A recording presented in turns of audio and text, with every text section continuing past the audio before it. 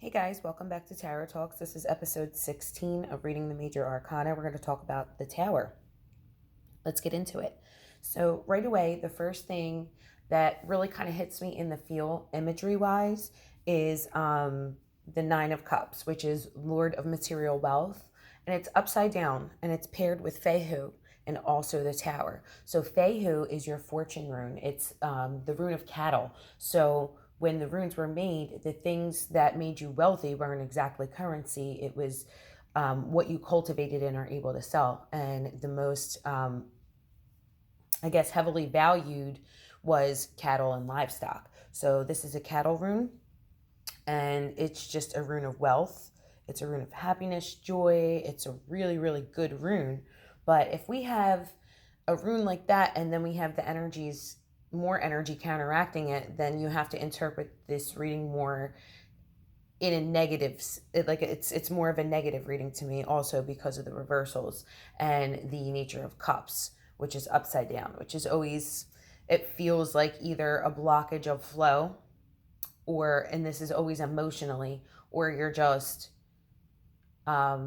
maybe manipulating people and emotionally manipulating people and controlling people. That's what cups reversals feel like to me. They feel like emotions in a negative way.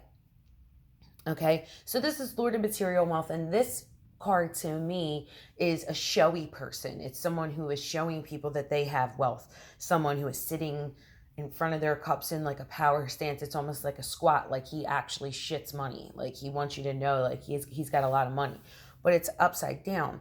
And it's also the Piscean factor, because this to me is just a water card by the references that I go by, which is Tarot and Astrology by Arcana, which I think is the most powerful and informative book in tarot. If you want to start at the beginning and the foundations, absolutely go get that book.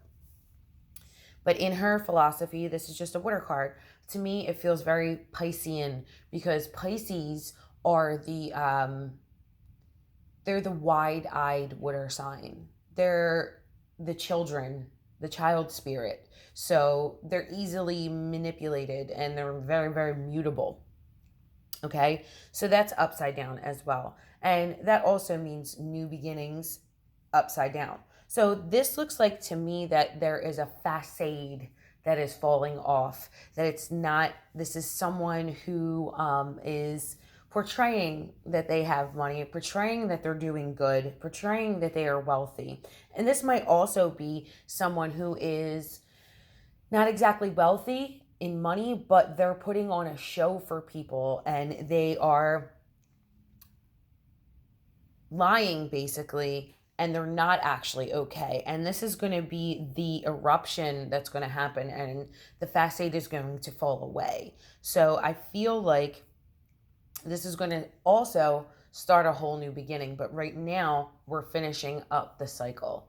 We're finishing up this cycle. This person is going to be revealed.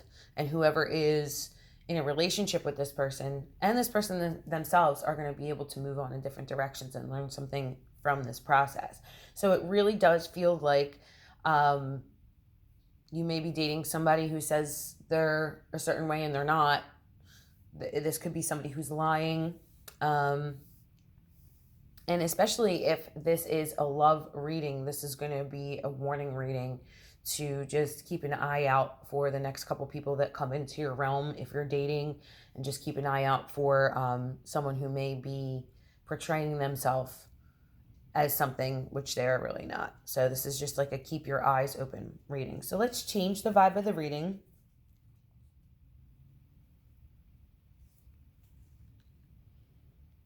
Knight of Swords.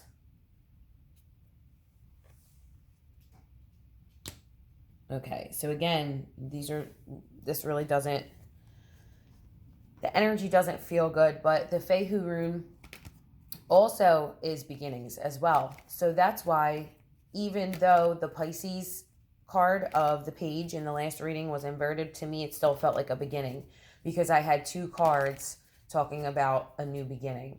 But a lot of times your beginnings are rough, and they don't really feel good, because even if you're transitioning to a better place, you're going to go through a period that's going to be really, really rocky, whether it's financially, emotionally, whatever it is. Transition is tough. We never transition and just sit pretty. There's always a process that goes along with it. So this reading is Lord of Abandonment. This is a moving away. This is a breakup. This is fighting. This feels like mental tension to me. Even if you guys don't fight, there's a lot of pent up energy, and it's just going to be leading to the ultimate breakup and abandonment of the situation. And this is going to be a really good thing. It's going to just be like that's what this feels like. So again, like your imagery, let it give you the impressions of the cards. We have a lot of darkness here, you know. Use that to your advantage, and use the fact that knights fight battles, and use their positioning, what they're positioned against, as the thing that translates the message to you or the feeling of the reading. So you really, as we're ending up and wrapping up this cycle and this series of cards and reading the major arcana, I really want you guys to focus on the feeling that you get when you're reading, because that is the most important thing, and learning to trust your feeling. Because remember, the conversation that you're having is with the universe, and it is the all-knowing, and it knows how to convey messages to you. So sticking to your guns and sticking to your initial feeling and understanding what you're feeling, and not being afraid to tell the person something totally different than what they came there for or what they're expecting. Go with that initial feeling and always trust your gut. This is all about it being an intuitive art, and you have to exercise that and use that muscle. With that said, I'm going to end this video, and I'm going to get back to you guys really soon. Can't wait to see you again. Have a great day.